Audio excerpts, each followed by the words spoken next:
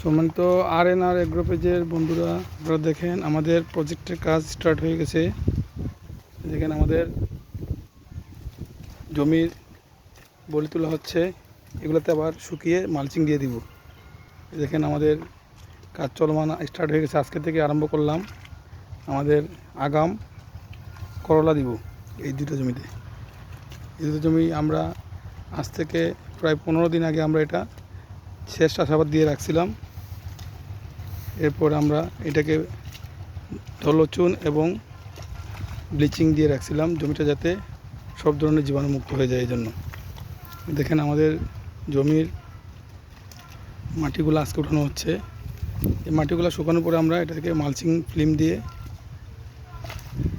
তার উপরে আমরা করলার চাষ করব।